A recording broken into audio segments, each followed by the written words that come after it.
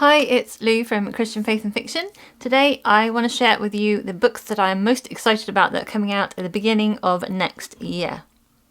These are all listed as Christian fiction books. Obviously I haven't read any of them yet, so can't tell you what the content will be like, but I'm going to go through them month by month. First 4 months of the year, January to April, and then tell you a bit about why I am excited about reading them at some point. Honestly, if I was to read all of these books, my bank balance would be a lot smaller and I would need probably more time in my life to read them all. But I'm going to put them on my wish list, I think, for the future, and hopefully I'll get to read them at some point. So looking in January, we've got Waters Break by Sophia L. Hansen, which is listed as young adult Christian sci-fi and Christian fantasy. And it's published by Enclave Escape, and partly the cover that really interests me about this one. It looks like it's underwater. It also looks like there's sort of maybe lava or something in there, and the figure on there looks kind of quite an interesting, almost greeny blue skin, but I don't know if that's the lighting. It sounds interesting from the synopsis. It's like to do with a planet that is covered in water, and then the planet's broken, and as heavens rained fire and stone, mountains erupted from the sea, and dry ground was birthed on the deep, dividing the water. In the wake of her world's violent reformation, Nika's family is shattered. When the rookie guardian leaves the safety of the deep to find her sister, she is abducted by strange landwalkers who possess strength and technology beyond her imagination. So it sounds like a really interesting mix of sci-fi and fantasy, and a different kind of world and a lot of water in it. So that sounds really interesting to me. Then we've got the Foxhole Victory Tour by Amy Lynn Green, which is set in World War II. It's historical fiction, obviously, set in North Africa. So it is based on USO variety shows. It's following two women who join the group of performers, and they are going to North Africa to tour, but then they get the opportunity to get a coveted job in the Hollywood spotlight, and then I'm guessing that they have to sort of compete with each other to try and win this job whilst they're travelling around in North Africa in the war. So that sounds a really interesting setting to me. I haven't read anything about North Africa, I don't think, in the war. And also the glamour of Hollywood and this sort of everything that's going on. So yeah, I think it could be an interesting book to read. Then in February we've got One Wrong Move by Dani Pettrey. This is the first book in her new Jeopardy Falls series. I haven't read anything by Dani Pettrey. I've heard quite a lot about her and her mystery suspense books. But this one looks like it's got something to do with an art heist. It's following Christian, who was pulled into a life of crime at a young age by his con artist parents. Now making amends for his past, he's become one of the country's foremost security experts. And then he is investigating a string of southwestern art heists. So I quite like mysteries to do with art and thefts and that kind of thing. So it sounds like something I might want to pick up at some point. While the City Sleeps by Elizabeth Camden is the first book in her new series Women of Midtown, and it is Christian historical romance with some other things, published by Bethany House. I read one of her, I think it was the Hope and Glory series by Elizabeth Camden this year, finished it, and the first two books I gave it 4 stars, the third book I gave 5 stars to, so I am interested in picking up some more stories by her. This one is following Catherine, who is a dentist in 1913 New York, and her life is upended when a patient reveals details of a deadly plot while under the influence of laughing gas. So quite interesting. Female dentist in 1913, that's quite an interesting character, and then mixing that in with a deadly plot that gets revealed while she's under the influence of gas. In historical romantic mysteries, I enjoy those, so I think that will be one that I want to pick up. Lady of Disguise by Melanie Dickerson is young adult Christian historical fiction, medieval fiction, and this one is a retelling of Jack and the Beanstalk, published by Thomas Nelson. All her life, Louisa's dreamed of finding the rumoured giant's treasure, a collection of ancient lost riches said to be hidden on a mountaintop in Scotland. So her and her sister are sent to live with her greedy uncle, and when her uncle tries to marry off her younger sister, who's like 12, I think, Louisa decides there's no time to waste, and she disguises herself as a boy and takes off for Scotland to try and find this treasure, I think. I am reading through this series. I enjoy Melanie Dickerson. Some of them not so much as others, but most of them I've really enjoyed. 4 or 5 stars I've given them. So yeah, this one I hope this will be good. It sounds like it's going to be in Scotland for part of it, so that'll be fun. Guardian by Cathy McCrumb is, I think, book 3 in the Children of the Consortium series, published by Enclave, and this is a series that I would like to pick up at some time. Again, I think it's sort of sci-fi, Christian sci-fi. Yeah, I'm not going to read anything about this 3rd book because I haven't read the 1st book at all, so it will definitely be a sequential series. But yeah, at some point I'd like to pick up that series. Then we've got a book that really sort of drew me in through the concept, is A Lady's Guide to Marvels and Misadventure by Angela Bell. This is Christian historical fiction published by Bethany House. It appears to have characters who have the similar names to those from The Nutcracker. It sounds quite quirky in the description. So it's following Clara, whose ex-fiancé begins to spread rumours that her family suffers from hereditary insanity. And so Clara's trying to protect her family and from these rumours and lies.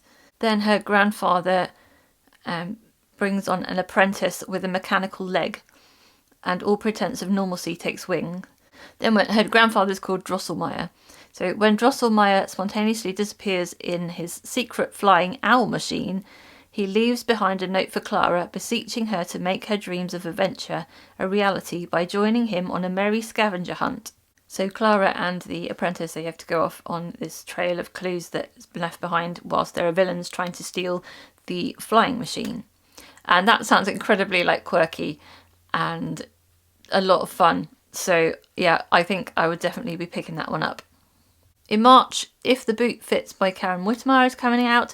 This is book 2, I think, in the Texas Ever After stories. I read the first one, Fairest of Heart. I really enjoyed that. It was like a Snow White one. This is a Cinderella story. Although judging from the synopsis, it seems to be that the Samantha, the female character, is the sort of prince character. So she's like a princess type of character, not a princess, but she's the one who's got her father's got the money, is throwing a ball to try to marry her off to people.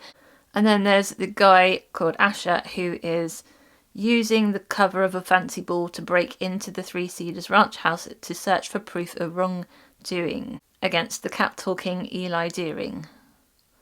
So he's looking for proof that Eli has done some wrong to evict his stepmother and half-brothers, and she is the daughter of Eli, I think. I'm going to pick it up because I really enjoyed the first book, and I'm looking forward to reading this one to do with Cinderella, kind of. It's in a genre that I don't usually pick up, but I really enjoy fairy tale retellings, so yeah, I'm definitely going to pick that one up. Just for the Summer by Melody Carlson is, I think, a Christian contemporary romance. It sounds like the classic house swap romance you get in film tropes. It is following Ginny, who manages a popular boutique hotel in Seattle, and Jacqueline, who manages her father's fishing lodge in Idaho. And they have some issues and not content with where they are, so they decide to swap for the summer.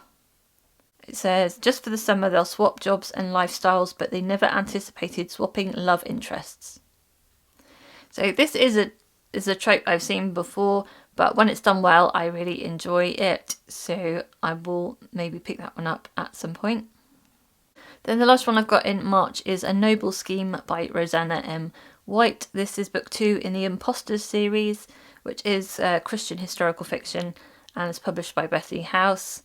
I really like Roseanna Ann White's writing. I've given all 4 books that I've read by her so far, I've given 5 stars to, so I'm definitely looking forward to this one as well. I like the concept of this series. This book is following Gemma, who is a columnist renowned for her commentary on the cream of society, but behind the scenes she's using her talents to aid the imposters in their investigation by gathering intel at events and providing alibis for the elite firms members through her columns. So she's a columnist and she's also working for this firm of kind of independent spies. I don't know what you call them. So yeah, definitely at some point I will pick that one up. Finally, in April, I've got 4 books to share with you. The first one is Love in Tandem by Becca Kinzer. This is contemporary Christian romance published by Tyndale, and it's about a woman who goes on a 500-mile road trip on a tandem bicycle with her ex-fiancé's brother. And if that doesn't speak rom-com to you, I don't know what does. It sounds like it's both going to be really funny and also cringy and awkward and dealing with a lot of the past. Yeah, I've heard good things about Becca Kinzer as a writer, I think. It sounds like it could be quite a fun, enjoyable sort of scenario that they're stuck on a tandem together. Yeah, and they're trying to raise money. She needs to raise money to keep her school's music program going so that she can still have a job, and he needs to raise money for himself. He's in a financial predicament. Yes. Yeah. The Elusive Truth of Lily Temple by Joanna Davidson Politano is a Christian historical romance and mystery published by Revell. And I've read 1 book by this author and gave that one 5 stars. So I'm thinking this one, I'll like this one as well. I love the cover on this one. It looks really sort of glamorous and pretty and slightly mysterious at the same time. It's following Peter, an underground investigator to the wealthy, who is trying to locate the legendary Briarwood teardrop, an exquisite sapphire which Lily wears beneath her gown. And Lily is like a silent film actress. And so it's following the 2 of them. I imagine there's going to be like mystery and suspense as well as some romance in that one. The British Booksellers by Kristy Cambron is also coming out in April, and this is another Christian historical romance saga. I've enjoyed several of her books. All the ones I've read have had like multiple timelines, different storylines going on and interweaving with each other, which I've enjoyed. The Paris Dressmaker and the Italian Ballerina both had like 2 different timelines and 2 different perspectives in each one. Yeah, so I think this probably fits in the vein of that one. I don't know if they're connected though at all, but this is following a tenant farmer's son and an earl's daughter who were in love, but then the First World War came and he went off to war and she got married in a loveless marriage to an earl, and then now afterwards he comes back and he's had like the scars of war on him, and she is now a war widow, and they end up owning rival bookshops in Coventry. So they've got rival bookshops, and they were former lovers who got rival bookshops. And then the Second World War comes and there's a lot of bombing that takes place in Coventry. So that is sort of where the story is going. And I think, yeah, it could be quite an interesting setup. And I've not read too much about Coventry, although I've heard a lot about it in documentaries because of the amount of bombing that there was there. Finally, the last book that I've got for you today is The Roads We Follow by Nicole Deese. This, I think, is going to be a Christian contemporary romance published by Bethany House, and I've read 2 books by this author this year. Both of them I gave 5 stars, so I am definitely looking forward to reading this one. is following the youngest daughter of a country music legend, Reagan, who wants to establish an identity away from the spotlight. But then she hears that someone's going to be writing a tell-all book about her family, and so she's trying to find out who the secret author is of this this book that's coming out. And then her and her two sisters end up going on a cross-country road trip, and the bus driver who has been employed has got a hidden agenda, as it says in the synopsis. Certainly got a similar style of cover to the first book, so I assume that somehow they're connected in somewhere along the line. Maybe it's just the place rather than the people. But yeah, I am looking forward to reading that one at some point too. So those are the books that I am excited about reading, have put on my wish list, would like to read in the future. Let me know in the comments if any of those books sound like books that you'd like to read, or if you've got any other ones that are coming out in the beginning of next year that you are excited about. Let me know as well. I hope you're having a really great reading week, and until next time, God bless.